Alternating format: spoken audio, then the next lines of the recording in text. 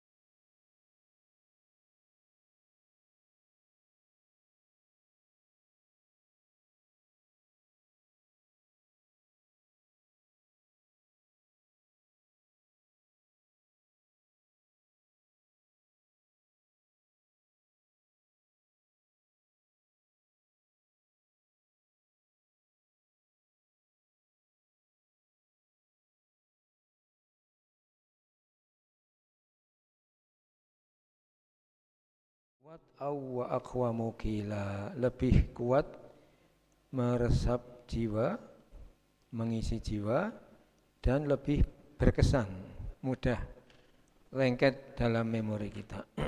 Karena kalau siang hari innalaka finnahar sabar, bukan yang banyak di siang hari. Kemudian ayat berikutnya tentang wadhkurisma rabbik, ingatlah terus zikir kepada Allah dan beribadah kepada Allah dengan sepenuh hati, karena Allah itu Rabbul Masyriqi wal Maghrib, Tuhan yang mengatur timur dan barat. La ilaha illahu, tiada sembahan kecuali Dia, maka jadikanlah Allah sebagai pelindung dalam kehidupan kita. Terus ini wasbir ala ma yaqulun, sabarlah terhadap apa yang dikatakan oleh orang lain. Ini maksudnya kalau Rasul orang-orang kafir Quraisy Mekah, wahjurhum hajran jamila, dan tinggalkanlah mereka dengan cara meninggalkan yang baik. Nah, sekarang ayat 11, a'udzubillahi minasyaitonirrajim. Wadharni wal mukadzibina ulin na'mati wa mahhilhum qalila. Wadharni, biarkanlah aku Allah yang bertindak, wal mukadzibin, kepada orang-orang yang mendustakan Rasul.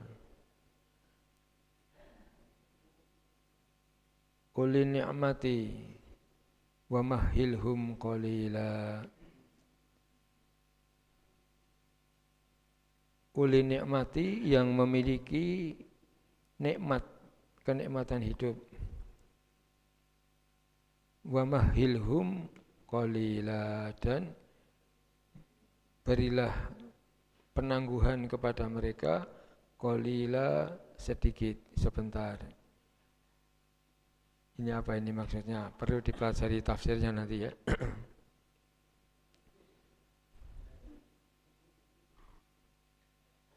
Inna, sungguh, ladaina, pada sisi kami, sisi Allah, angka lau wa jahima, ada belenggu-belenggu yang berat, wa jahima, dan neraka jahim.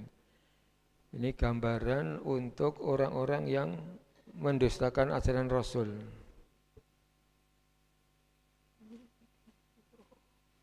Dalam surat Al-Insan dijelaskan bahwa untuk orang-orang yang mendustakan Rasul itu Allah sudah menyediakan rantai-rantai belenggu-belenggu untuk mengikat mereka. Tidak bisa lepas dari siksaan api neraka.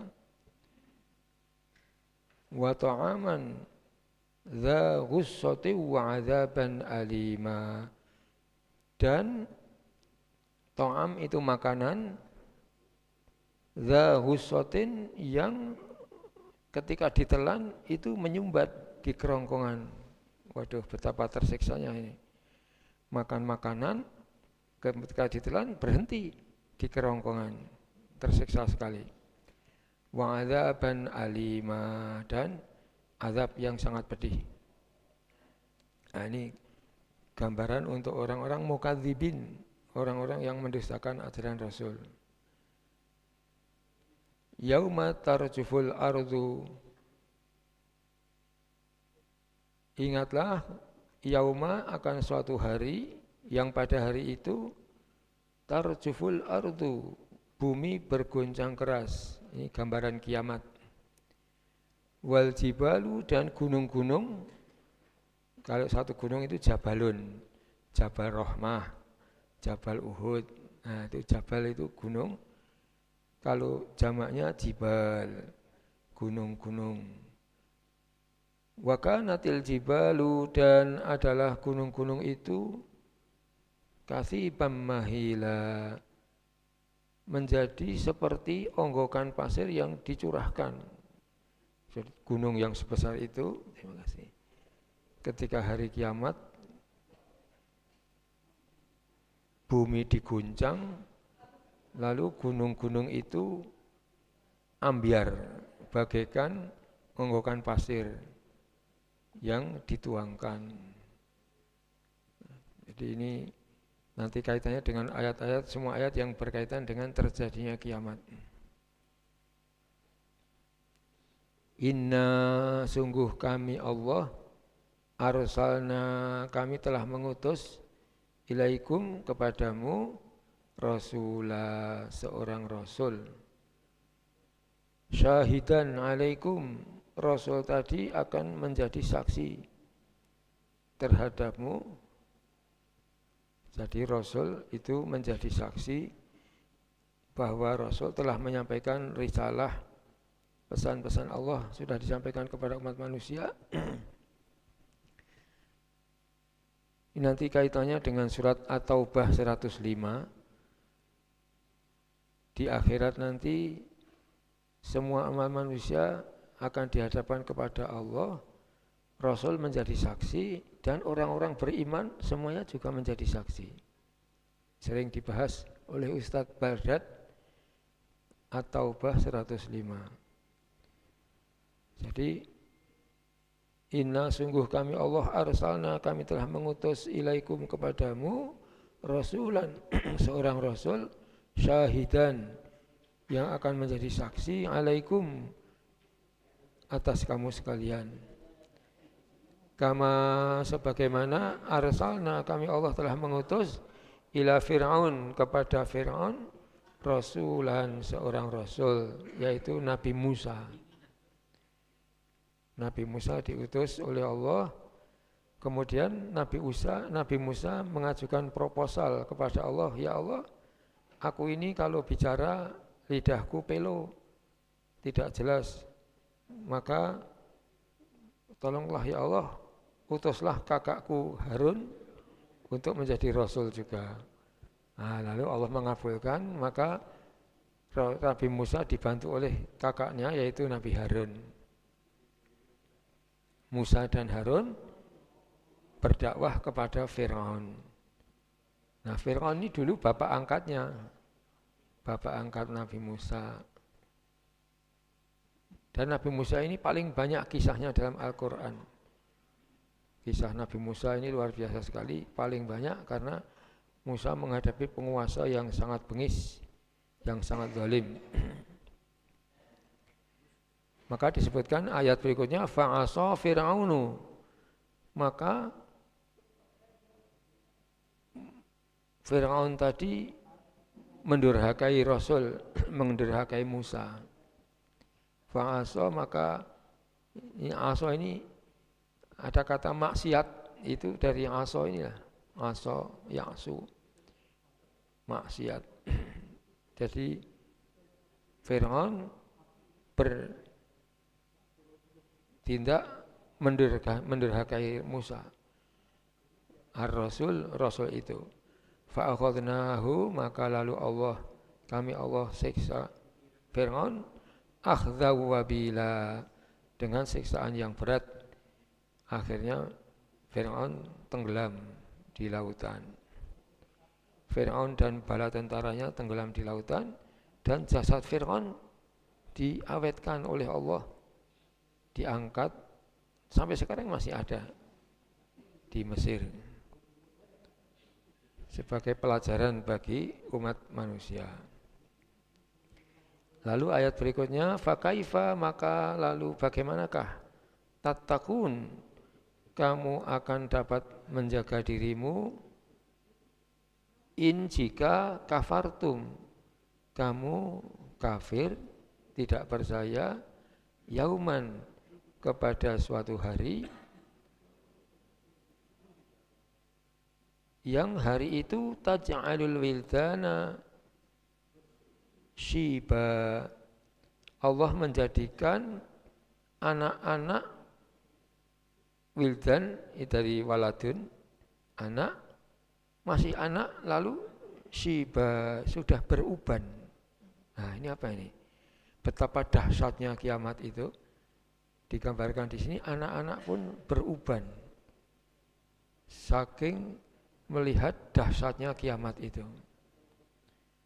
Nah, jadi orang itu akan selamat kalau berkeyakinan adanya Allah dan hari kiamat. Awal keimanan adalah Allah, ujungnya hari kiamat. Hari kiamat itu hari dibangkitkan, semua manusia diminta pertanggungjawaban amalnya atas segala nikmat Allah, lalu setelah itu ditimbang. Nah, maka di sini kaifa tattaqun, bagaimana kamu sekalian bisa memelihara diri, menjaga diri supaya menjadi orang yang selalu berbuat kebaikan. In jika kafartum, kamu tidak percaya dengan adanya hari kiamat. Taj'alu, yaj'alu, yang Allah menjadikan hari kiamat tadi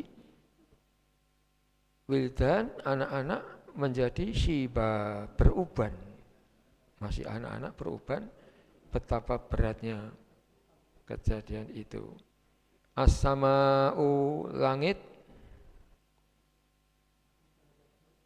munfatirum bih, terbelah pada hari itu. Langit menjadi terbelah pada hari itu. Maksudnya apa ini? Benda-benda langit yang selama ini dijalankan oleh Allah selalu teratur, semuanya beredar pada garisnya masing-masing, sudah kacau balau, saling bertabrakan. Itulah gambaran kiamat. Kana wa'duhu maf'ula, adalah janji Allah itu pasti dikerjakan oleh Allah, pasti terlaksana. Inna hadhihi tadhkirah, sungguh ini semua yang dijelaskan di atas tadi, tadhkirah, pelajaran, peringatan betapa dahsyatnya kiamat. Faman syaa, maka barang siapa yang ia berkehendak, ittakhadha ila rabbihi sabila, tentu ia akan ittakhadha, yattakhidhu, mengambil pilihan jalan kehidupan, ila rabbihi, yang selalu kembali kepada Tuhannya, tunduk dan patuh, taat kepada Allah sesuai dengan ajaran Rasulullah Muhammad sallallahu alaihi wasallam. Shadaqallahul adzim. Maha benar Allah dengan segala firman-firman-Nya.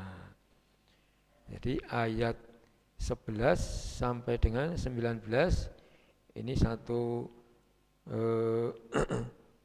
bahasan kelanjutan dari 1 sampai 10 yang lalu.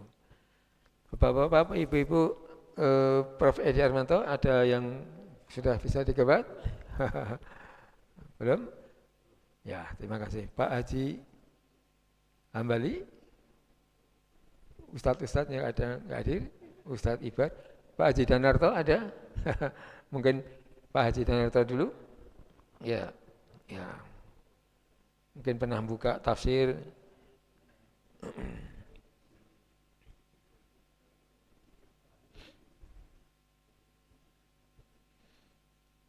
Ayat 11 sampai 19. Ya.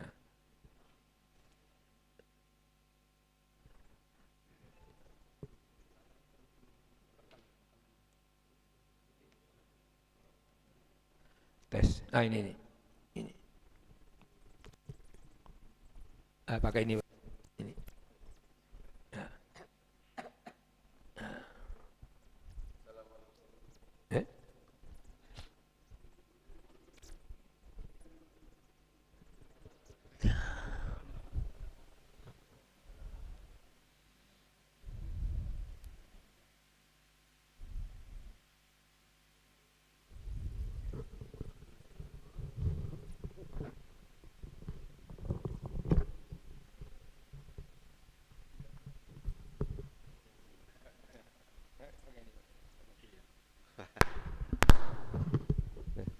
Assalamualaikum warahmatullahi wabarakatuh.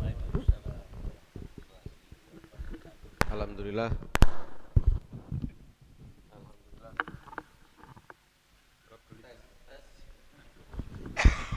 Satu. Tes. Ya, baru masuk. Alhamdulillah kita bisa sama-sama tadabbur surat Muzammil. Ya, surat Muzammil ini termasuk surat Makkiyah, surat yang turun di periode Mekah. Sebelum Hijriah. Sebelum hijrah ya, sebelum hijrah ke Madinah. Jadi ini ayatnya ini masih Tauhid ya. Ayat-ayat yang berhubungan dengan keimanan, tauhidnya. Ya. Dan di sini surat Makkiyah itu potensi untuk nasah mansuh ya. Nasah mansuh itu artinya ada hukum-hukum yang dihapuskan itu sangat besar. Ya. Jadi kalau ini kita baca di sini, kemudian kita baca asbabul nuzulnya, sebab-sebab ayat turunnya ini, surat Al-Muzammil ayat yang kedua itu kumil laila illa qalila. Ya. Nah, memang pada awal-awal Islam disiarkan di Mekah, ini sholat tahajud itu menjadi wajib bagi Rasulullah juga para umatnya juga. Ya. Di sini disebutkan qalila. Qalila ini walaupun artinya sedikit, ini maksudnya setengahnya, nisfahu, setengahnya. Jadi dulu itu sholat tahajud itu lamanya kira-kira kalau maghrib itu jam 6, subuh itu jam 4, kira-kira 10 jam.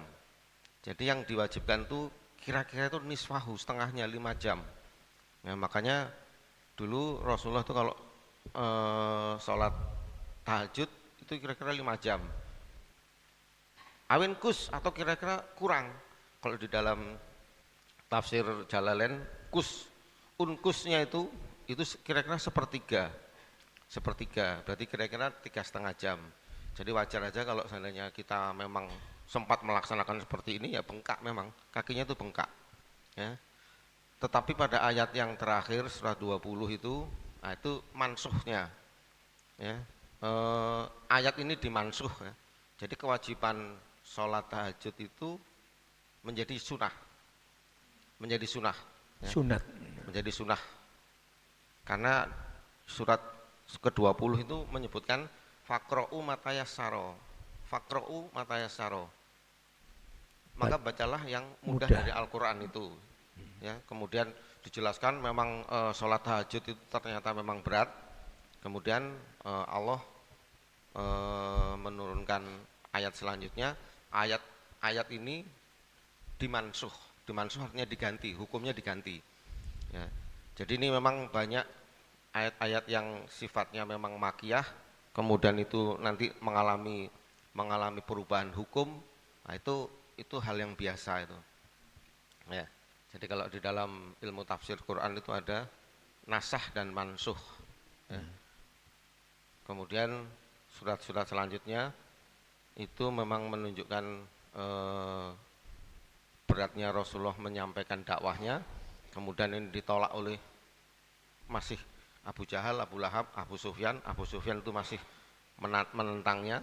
Ya. Kemudian yang agak sulit memang di sini ayat-ayat makiyah ini seringnya menyebutnya itu apa ya, subjek, predikat, objek itu tidak disebut secara detail. Seperti di sini wazarni, terus tiba-tiba wal mukadzibin, biarkan aku. Nah, biarkan aku, apa yang maksud dibiarkan ini? Nah, ini kalau kita nggak baca tafsirnya memang agak sulit nih, ya. Ini saya bacakan sedikit aja nih tafsirnya, ya. Wazarni maksudnya biarkan saja aku, wal mukadzibin, terus tiba-tiba orang-orang yang mendustakan ulin nikmati, ya, mendustakan nikmat-nikmat yang Allah berikan. Famahilhum, kemudian berilah tangguh pada mereka, qalilan, sebentar saja. Ya, sebentar saja. Kalau di sini dijelaskan itu ini ada maf'ul, ada maf'ul ma'ah, kemudian yang dimaksud itu siapa? Yang dimaksud adalah kafir Quraisy, pembesar Quraisy. Udah biarkan aja mereka, ya, orang-orang yang mendustakan. Kemudian diancam dengan innaladaina ankalan. Kemudian di sisi kami itu ada belenggu-belenggu jahiman, neraka jahim, ya, neraka jahanam. Nah, neraka jahanam kan nggak kelihatan, ya, nggak kelihatan. Tetapi ini memang hubungannya dengan keimanan. Ya. Jadi sini memang ayat pertama tadi, yang kedua ya, qumil laila illa qalila.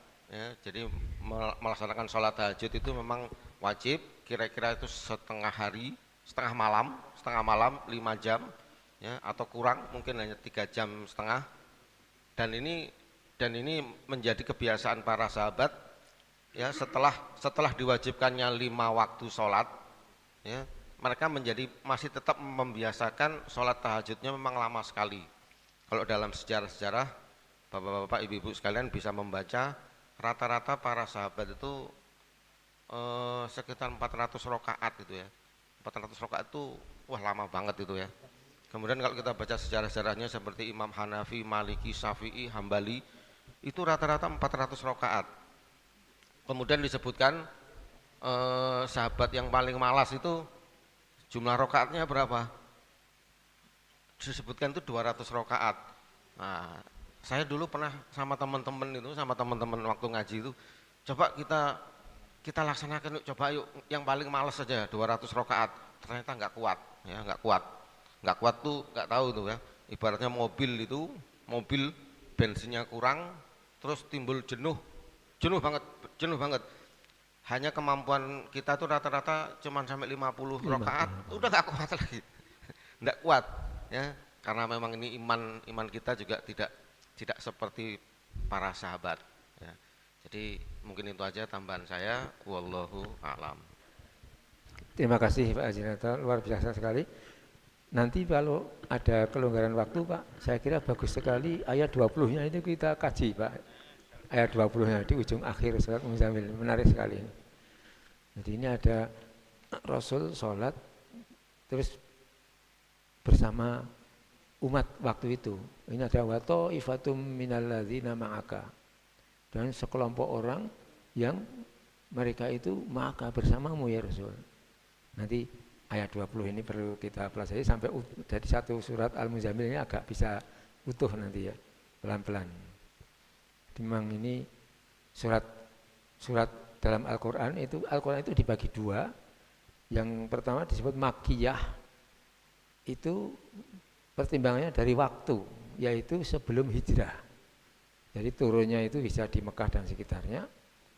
Kemudian yang kedua Madaniyah. Madaniyah itu yang turun di Madinah. Jadi Rasul itu 13 tahun berdakwah di Mekah itu menanamkan tauhid. Jadi surat-surat Makkiyah itu sebagian besar tentang keyakinan tauhid. Itulah yang kita bahas kemarin itu yang namanya rukun iman. Rukun iman itu enggak kelihatan karena sesuatu yang diyakini. Nah, kemudian Islam dibangun yang selanjutnya dengan rukun Islam. Nah, yang rukun Islam ini yang terlihat lahir, syahadat, sholat, puasa, zakat, haji, semuanya terlihat. Tapi yang rukun iman 6 itu enggak kelihatan itu, Pak. Iman kepada Allah, malaikat, rasul, kitab, hari kiamat dan takdir.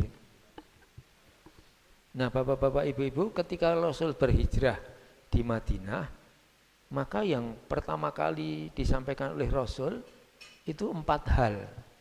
Jadi Rasul disambut oleh banyak orang karena Rasul sebelum hijrah ke Madinah itu sudah mengirim dai namanya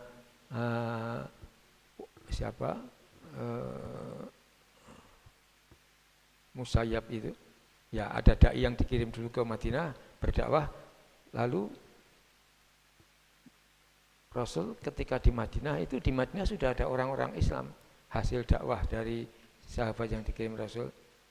Nah, lalu Rasul disambut oleh banyak sahabat. Lalu Rasul berpidato di depan sahabat-sahabat yang menyambut di Madinah itu ada 4 hal kan yang disampaikan Rasul itu. Pertama, afsyus salam. Ini sering-sering saya ulang ini, sebarkan kedamaian kepada orang-orang ini.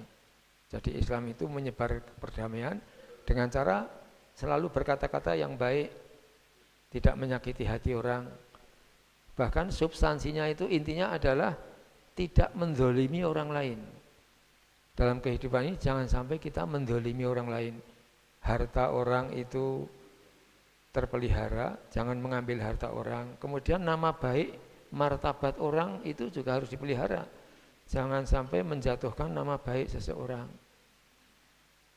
Makanya Islam melarang ghibah, menggunjing. Islam melarang mencari-cari kesalahan orang. Apalagi fitnah, sesuatu yang tidak benar. Nah, itu nanti di dalam surat Al-Hujurat. Kemudian yang kedua pesan Rasul, at'imut ta'am, beri makan orang lain. Nah, jadi memberi makan itu penting sekali karena makan itu sumber energi. Nah, ini kalau nanti kita makan ini menjadi tenaga. Orang dengan punya tenaga bisa berbuat apapun. Maka ketika makan ada kaitannya dengan doa, Allahumma barik lana fi ma razaqtana wa qina. Yang ketiga, wasilul arham, perkuat tali silaturahim, tali kasih sayang. Nah, yang keempat, ini 3 tadi menyangkut hubungan antar manusia. Yang keempat, wasallu bilaili, sholatlah kamu sekarang di malam hari, ini sholat tahajud. Wanasu niyam, dan orang-orang pada saat itu sedang pada tidur, kamu bangun sholat. Nah, itu betul-betul nilai tambah. Ini yang vertikal ke Allah. Tadkhulul jannata bisalam, dengan melaksanakan 4 tadi, kamu nanti akan masuk surga dengan penuh kedamaian. Ya, silakan Prof. Ya, sudah ada yang dikebat. Ibu dan Bapak sekalian, saya mencoba untuk ini ya, bertanya kepada ahli-ahli tafsir ini Ya, sudah. Tentang 2 hal yang agak sama tapi berbeda gitu loh. Jadi tadi sudah dijelaskan oleh Ustadz terdahulu adalah bahwasannya ini surat Makkiyah ya. Nah, saya bertanya kepada orang-orang ahli di dalam penafsiran Al-Quran ini, apa beda surat Makkiyah ini, Al-Mudassir ini ya, ya. Al-Muzammil Ya. dengan Al-Mudassir. Nah, dua-duanya itu kan berselimut kan? Ya, ya. Nah, jadi saya bertanya. Nah, dia bilang katanya memang kedua surat ini, karena kita ini sudah hampir selesai membahas surat Al-Muzammil ini ya, tapi Al-Mudatsir ini belum ya. Nah jadi nanti kalau seandainya kita masuk ke Al-Mudatsir, nah mudah-mudahan kita tahu arahnya. Nah gitu, maksud saya seperti itu ya. Kedua surat ini memang sangat dekat, keduanya termasuk surat Makkiyah awal. Turun di awal-awal kenabian kita ya Rasulullah, dan juga memanggil Nabi, Allah memanggil Nabi dengan panggilan yang lembut dan penuh makna ya. Nah, di sini disebutkan ya, surat Al-Muzammil itu artinya orang yang berselimut.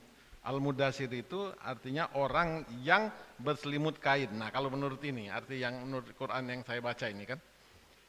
Nah, yang Al-Muzammil ini secara simbolik menggambarkan persiapan Nabi, ya, persiapan pada saat dia menjadi Nabi itu, dia akan mempersiapkan dirinya sendiri secara spiritual. Mengapa begitu dia lakukan? Adalah dia melakukan sholat tahajud, dia melakukan ya persiapan spiritual lah ya, berdiam diri, bermunajat kepada Allah, kemudian menyiapkan segala sesuatu untuk menerima wahyu-wahyu yang banyak setelah itu ya. Nah, kemudian yang Al-Mudatsir ini itu menggambarkan panggilan untuk setelah dia bersiap ya, kemudian dia bangkit untuk berdakwah. Nah, secara terbuka, dan Allah menyuruh kepada Nabi kita, yang memerintahkan kepada Nabi kita untuk keluar dari selimut itu dan menyampaikan risalah ini secara tegas ya. Nah, jadi dua itu bedanya. Jadi Al-Muzammil itu adalah awal bersiap ya. Al-Mudatsir itu beraksinya. Berdakwah. Aksi ya. Nah, kemudian kita fokus ke tiga hal utama ya. Fokus utama, kemudian tema besar, kemudian nada ayat. Nah, kita coba untuk membandingkan Al-Muzammil dengan Al-Mudatsir ini ya. Tema besar Al-Muzammil tadi sudah saya katakan ya, adalah pembinaan spiritual Nabi dengan qiyamul lailnya dan tilawahnya. Kemudian Al-Mudatsir tadi perintah berdakwah dan menyampaikan risalah. Kemudian tema besarnya Al-Muzammil itu kekuatan rohani, kesabaran, ibadah malam dan segala macam, jadi kokoh secara internal. Kemudian Al-Mudatsir itu peringatan, seruan dakwah, penolakan terhadap kekafiran. Ya. Nah, yang ketiga adalah nada ayat. Nada ayat Al-Muzammil itu lembut, penuh kasih sayang dan motivasi. Kemudian Al-Mudatsir itu nanti dia tegas, berisi peringatan keras bagi penentang. Nah, ini sesuai dengan ayat Makkiyah ya, to the point dia ya.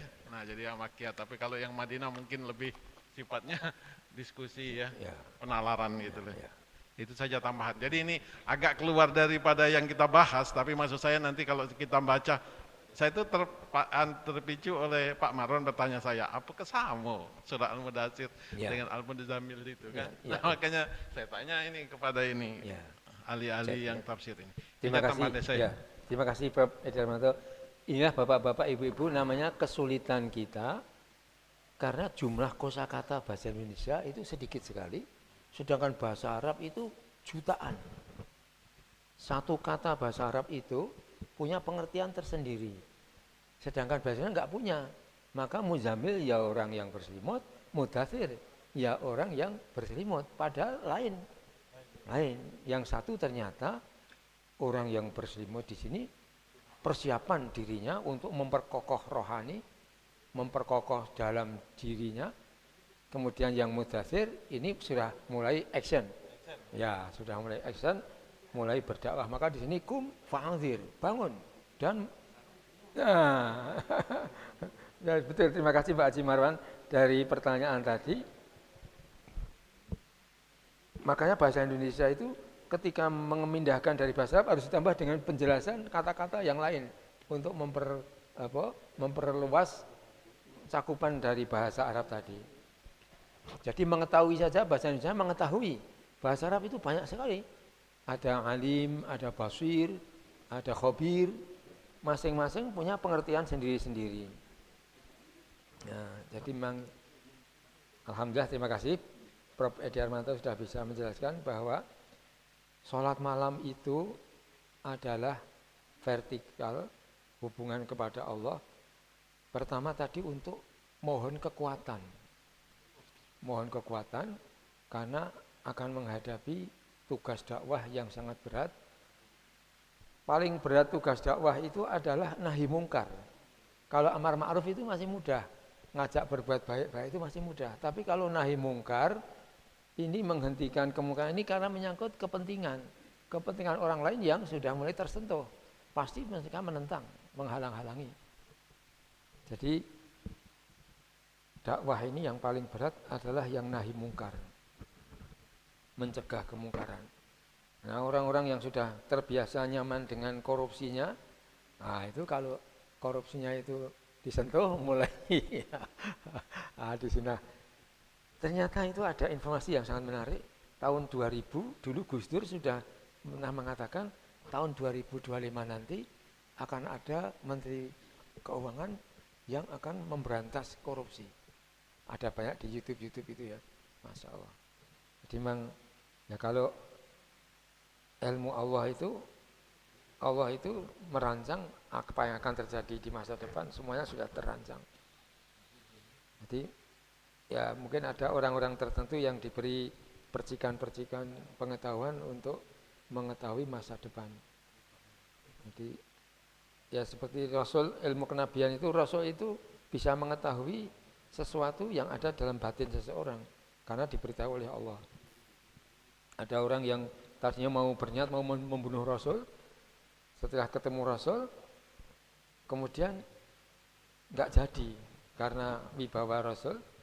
Kemudian Rasul bertanya, ini bagaimana dengan niat almu tadi? Jadi tahu. Jadi memang sampai sekarang pun ada orang-orang tertentu yang diberi pengertian seperti itu, ilmu dari Allah. Jadi kembali lagi, sholat malam itu pertama kali adalah hubungan vertikal kepada Allah, mohon kekuatan kepada Allah menghadapi kehidupan ini. Makanya siapa yang membiasakan terus-menerus dilakukan sholat malam itu, oleh Allah akan diberi maqamam mahmuda, makom tempat kehidupan yang terpuji. Karena diberi kekuatan oleh Allah untuk bisa mengambil yang baik-baik, untuk meninggalkan yang buruk-buruk dalam kehidupan. Kekuatannya dari Allah. Seperti kita ini, alhamdulillah pagi ini kita ditolong Allah, diringankan. Walaupun gerimis-gerimis, hujan-hujan, berangkat ke masjid. Pertolongan Allah. Jadi semuanya Allah lah Rabbul Alamin, pengendali seluruh alam semesta.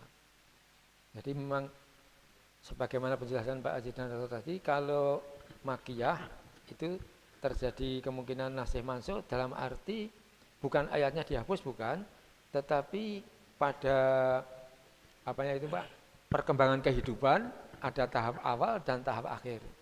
Seperti dalam awal Islam Rasul melarang ziarah kubur karena tauhid masih rawan.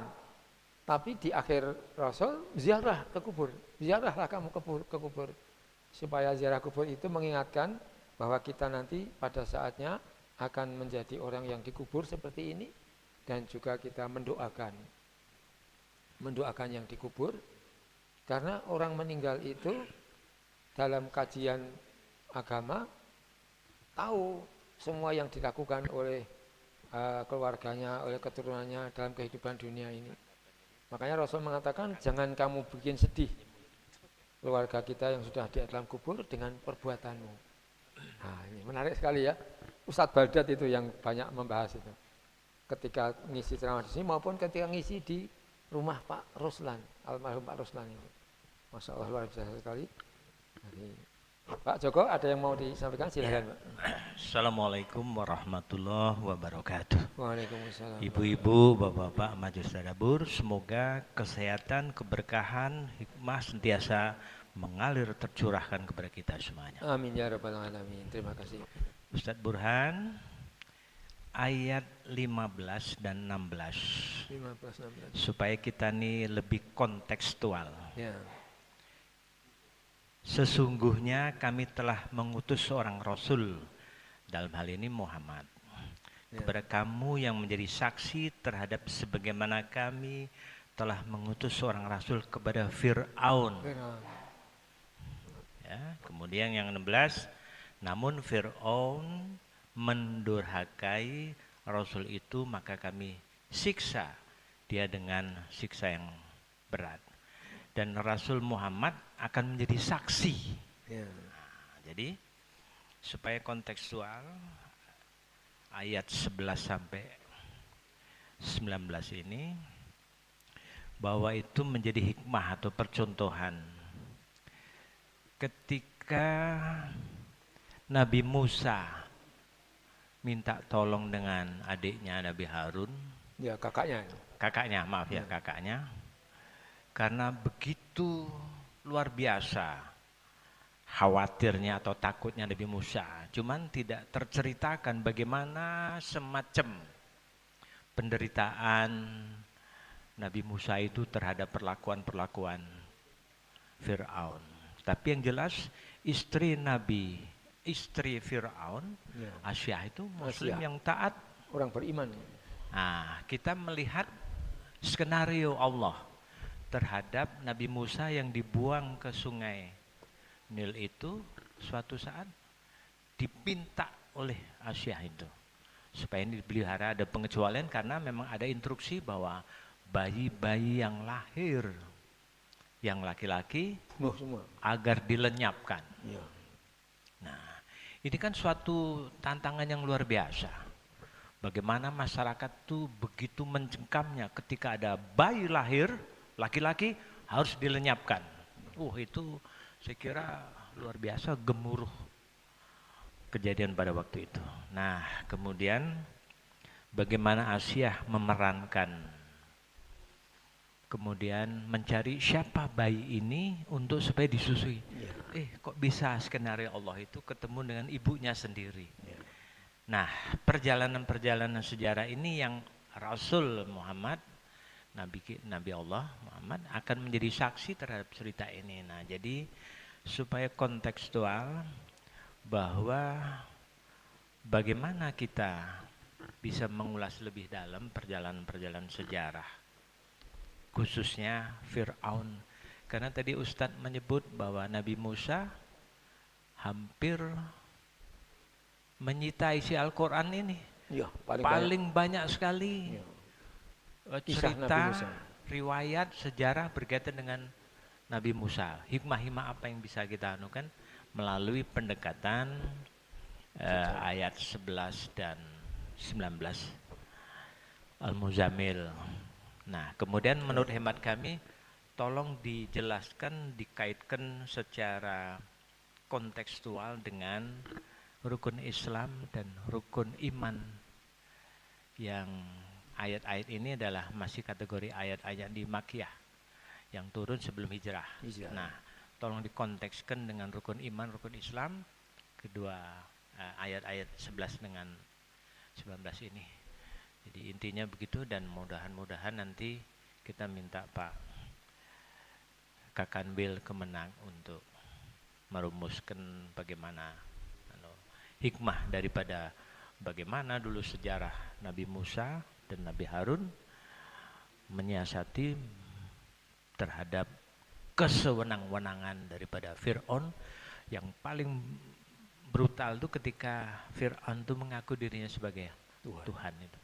Barangkali demikian Pak, tolong kontekstualnya dengan rukun Islam, rukun iman, yang itu menjadi patokan kita. Terima kasih. Wassalamualaikum warahmatullahi wabarakatuh. Waalaikumsalam. Terima kasih Pak Joko. Jadi rukun iman itu sesuatu yang diyakini, kemudian tadi rukun Islam itu yang terlihat nyata. Nah, kisah Nabi Musa ini paling banyak dalam Al-Quran, karena Nabi Musa itu menghadapi penguasa yang zalim. Dulu awalnya penguasa itu, Fir'aun itu bermimpi disengat oleh kalajengking Pak ya, cancer. Disengat gitu, lalu terbangun. Wah, mimpi itu menakutkan sekali. Lalu dia panggil orang-orang yang ahli menafsirkan mimpi. Lalu itu para ahli penafsir mimpi itu mengatakan, wahai Fir'aun, nanti akan ada dari Bani Israel. Jadi di situ Fir'aun itu dari suku Kipti namanya. Sedangkan suku Bani Israel ini suku yang lain. Dari suku Bani Israel akan lahir seorang laki-laki yang nantinya akan meruntuhkan kekuasaanmu. Lalu Fir'aun, kalau begitu mulai hari ini semua bayi yang lahir laki-laki dari Bani Israel bunuh semua. Nah, jadi itu cara bunuhnya itu dikisahkan, Pak, bayi itu dilempar ke atas, lalu tombak dipasang, dijatuhkan, ditombak. Masya Allah, betapa bengisnya Fir'aun itu. Jadi semua bayi lahir langsung dibunuh. Nah waktu itu Ibu Musa melahirkan bayi. Lalu, waduh, ini nanti kalau ketahuan reserse, ketahuan intel Fir'aun, mesti dibunuh. Lalu Allah memberikan ayat, ada nanti ayatnya itu, Allah memberikan ilham kepada ibu tadi, supaya ibu membuat kotak dari kayu yang kedap air ya, tidak tembus air. Lalu, hanyutkanlah bayimu tadi. Lalu dihanyutkan di sungai Nil. Kemudian ibu Nabi Musa tadi minta tolong ayu bayi Musa tadi namanya Sapuroh. Bu Sapuroh ini ibu guru Said Yusti itu ya, Bu Sapuroh namanya, kan anak saya, dia Bu Sapuroh. Ayunya Sapuroh sudah ngamati kemana kodak yang dihanyutkan sungai Nil tadi. Dari jauh dia mati terus akhirnya kodak bayi Musa tadi masuk ke pemandian Raja Fir'aun. Kemudian istri Raja Fir'aun tadi orang yang beriman, sedang mandi di situ, lalu diambillah kodak itu, dia bawa pulang. Nah, wahai suamiku, semua yang lahir laki-laki yang ditemukan oleh intel, oleh resersenya Fir'aun pasti dibunuh. Ini bayi ini tidak ditemukan oleh intel, ini aku yang nemukan. Nah, jangan dibunuh ini ya. Nah, ini skenario Allah luar biasa sekali. Oh, ini nanti bisa jadi anak angkat kita ini. Nah, jadi waktu kecil itu Fir'aun juga senang sekali dengan Musa itu, sering dipangku, wah timang-timang ya. Nah, terus suatu ketika bayi Musa yang sudah bisa duduk tadi itu nyabut jenggotnya, ditarik. Wah, sakit sekali jauh. Pengajarnya anaknya mau dibunuh anak itu. Wih, istrinya, jangan dibunuh, anak kecil nggak tahu. Nah, terus itu kisahnya. Coba, ini ada bara, ada roti. Nah, mungkin waktu itu mengambilnya dengan nggak pakai tangan, tapi pakai jepit ya. Diambilnya bara, masukkan, sakit, panas banget. Nah, lalu lidahnya terbakar tadi, maka Musa kalau bicara nggak jelas lagi, jadi cedal, ya cedal ya. Maka inilah skenario Allah, setelah Musa dewasa, diangkat jadi Rasul, dia cedal. Maka lalu Musa mengajukan proposal kepada Allah, tolong ya Allah, tolong kakakku Harun juga dijadikan Rasul, sehingga nanti kalau berdialog dengan Fir'aun, dibantu kakaknya itu. Nah inilah, ada kisah-kisahnya ini di ayat-ayat ini. Ya ini semuanya ini skenario Allah. Dan akhirnya Aisyah istri Fir'aun itu dibunuh oleh Fir'aun. Tapi sebelum Aisyah terbunuh, sudah diwafatkan dulu oleh Allah Aisyah. Jadi ketika dibunuh itu sudah jadi jenazah sebetulnya istri Fir'aun tadi. Jadi ini menarik sekali kisahnya. Jadi skenario Allah itu semuanya berjalan, ya sudah meninggal baru dia bunuh. Jadi meninggal dulu, tapi Fir'aun nggak ngerti kalau dia itu dibunuhnya itu sepertinya masih hidup, tapi sebenarnya hakikatnya Asiyah istri Fir'aun itu sudah dipanggil Allah dulu, baru dia bunuh. Makanya tersenyum, Asiyah itu tersenyum sekali sudah kembali kepada Allah, baru dibunuh oleh Fir'aun dengan seluruh kemarahannya itu. Nah, ini kisah yang sangat menarik, skenario Allah, dan semua itu diterangkan oleh Quran. Jadi ketika ibunya Fir'aun menghanyutkan itu juga cemas sekali dia. Waduh, kemana ini nanti Fir'aun? Akhirnya Fir'aun itu setelah ditemukan Asiyah nangis, haus. haus nangis terus. Coba ibu-ibu yang ada situ semua dikasih air, nggak ada yang mau. Apa si Musa ini tidak mau dengan semua. Nah, lalu Sapurah tadi mendekati kepada para aparatnya Fir'aun, coba bisa nggak kami carikan ibu, nanti mudah-mudahan bisa diminum airnya oleh bayi ini. Oh ya, ayo cari semua. Lalu dia pulang lari cepat sekali, bu, ikut aku ke kerajaan. Tiba ke kerajaan, lalu Musa langsung minum, dia tidak nangis lagi. Kok ya enggak pada heran gitu ya? Aparat enggak heran, semuanya ya manggut-manggut.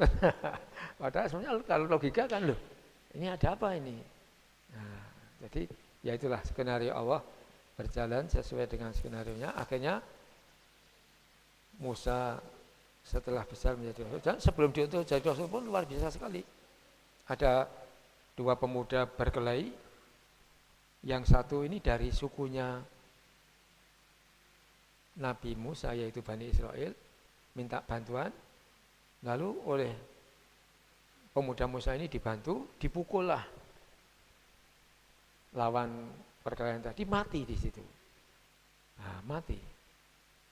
Nah, padahal mukanya mungkin enggak terlalu keras, tapi ya itulah Allah mematikan dia.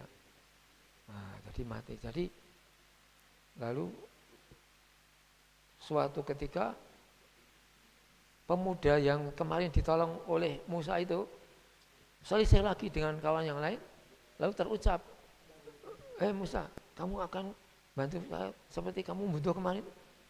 Nah, lalu diketahui bahwa loh, yang bunuh kemarin itu berarti si Musa inilah. Nah, lalu aparat sedang mencari-cari pembunuh pemuda yang mati tadi.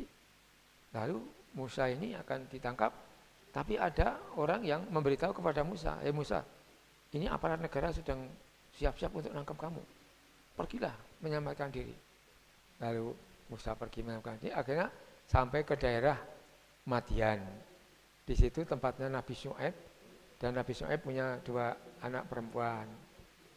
Dia sampai sana melihat ada 2 gadis menunggu di pinggir, kemudian ada sumur, orang-orang semuanya mengambil air, berebut itu untuk memberi makan hewan-hewannya.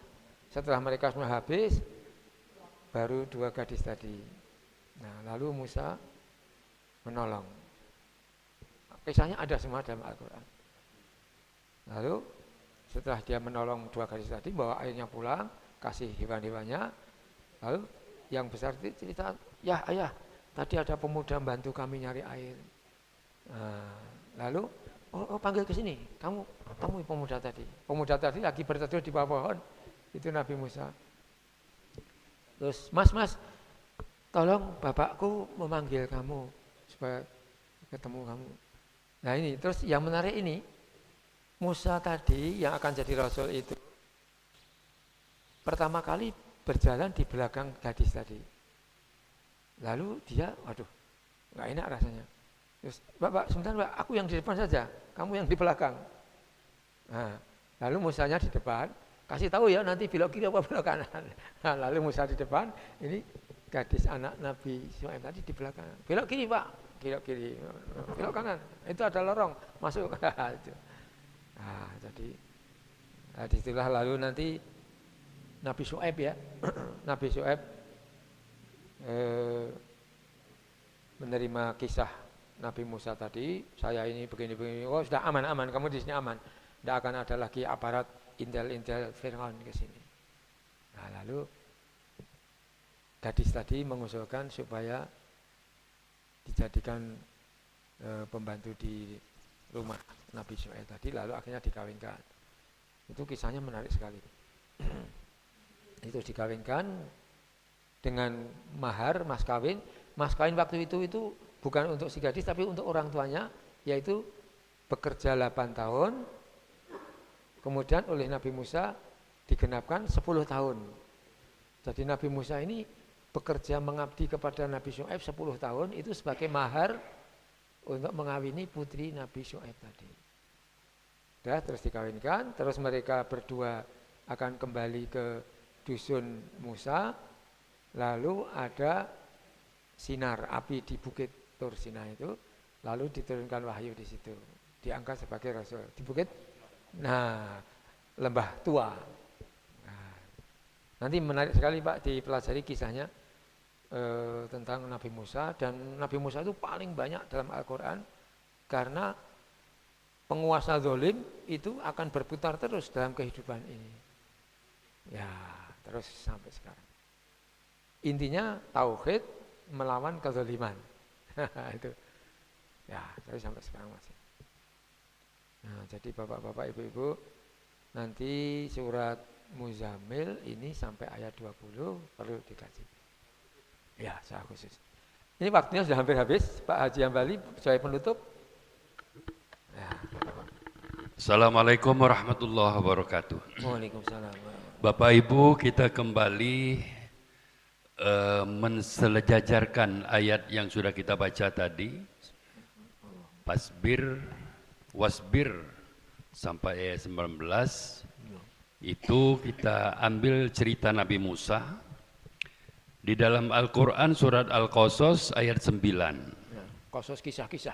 Ya, ayat 9 disebutkan bahwa Aisyah berkata kepada Fir'aun. Asyah. Ya, jadi dikanyutkan Nabi Musa itu lahir di kawasan provinsi, di kawasan Fir'aun. Jadi tidak baca idah. Harus dibunuh seharusnya. Nah, tapi itu tadi kata Pak Ses, skenario Allah, dimasukkan di dalam kotak, mendapat ilham seperti itu ibunya, dikanyutkan, kemudian dalam hati maknya Nabi Musa itu khawatir, mak manunia nasibnya kaget budak ini, dikanyutkan. Tapi ini skenario Allah lagi dipantau oleh ayunya, sehingga sampailah kepada satu tempat keberadaan istana Fir'aun. Diambil, disampaikan kepada Asia. Asia ini adalah wanita muslimah, istri Fir'aun, tidak punya anak. Kati anak dia dengan Fir'aun tuh. Oleh karena itu naluri kewanitaannya ingin mempunyai anak melalui jalan adopsi ini tadi. Nah, jadi setelah dia masuk ke dalam itu, Fir'aun pasti tidak senang. Biasanya dibunuh galau yang laki-laki ini, ngapo ini pecah ado keistimewaan. Tapi lagi-lagi KOB kalah oleh bini. Ya, ya. Walaupun Fir'aun itu merajo, walaupun Fir'aun itu ngaku Tuhan, Kalah tapi tetap yang ini tadi tidak bisa membantah. Itu naluri fitrah. Fitrah. Jadi Fir'aun tidak bisa ngomong. Setelah Asia ngomong di dalam surat Al-Qasas ayat 9 itu, kita jadikan Nabi Musa ini menjadi anak kesayanganku dan anak kesayanganmu. Itu secara tidak langsung ngomong apa itu kira-kira? Nah, Fir'aun kan teduh hatinya, tidak gelak membantah. Ngapo? Allah juga yang ngatur hati Fir'aun. Kalau bukan Allah, pasti tidak jadi. Nah, sampailah kepada Nabi Musa ini tadi diasuh, dan pada saat nak nyusui, dak kata yang pacak nyusui, skenario Allah ayunya juga yang memberikan kabar. Ada wanita yang bisa menyusui dia ini. Ada wanita yang bisa menyusui. Oh, setuju Asia. Mana wanitanya datangkan ke sini? Datanglah ke situ. Jadi umat Nabi Musa itu sendiri menjadi ibu asuhnya dan dipelihara di istana raja. Nah, itu skenario Allah. Kalau Allah sudah berkehendak, fa'alul lima yurid, tidak ada yang bisa membantah. Innallaha ala kulli syai'in qadir. Pelajaran yang dapat kita ambil di sini, bahwa segala sesuatu yang dibicarakan dalam surat 10 dari Al-Muzammil ini, semuanya Allah yang mengatur.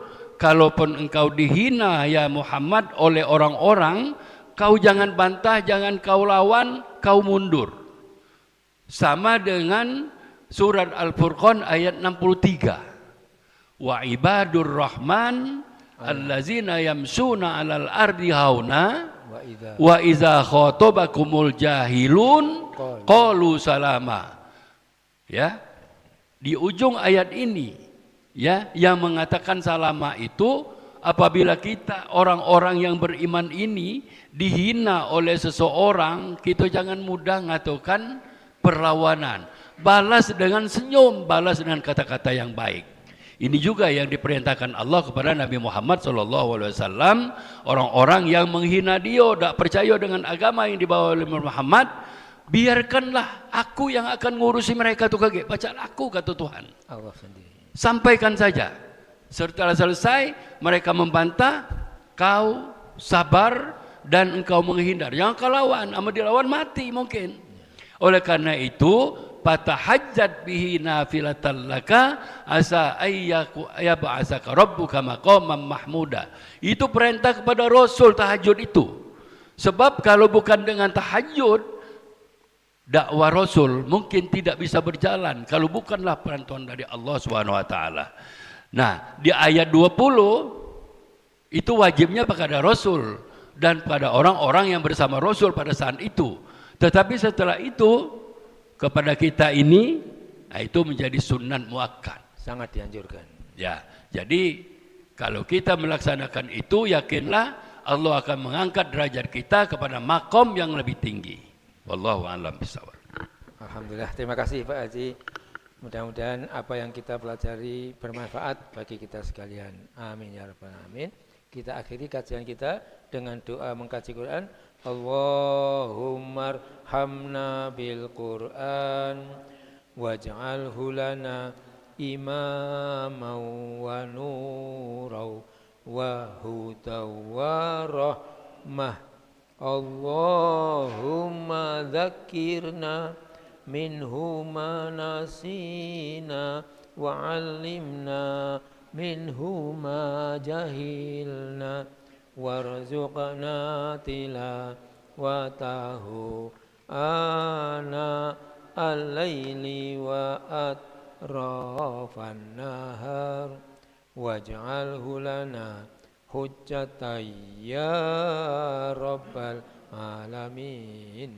Subhanakallahumma wa bihamdika asyhadu an la ilaha illa anta astaghfiruka wa atubu ilaik. Terima kasih. Assalamualaikum warahmatullahi wabarakatuh.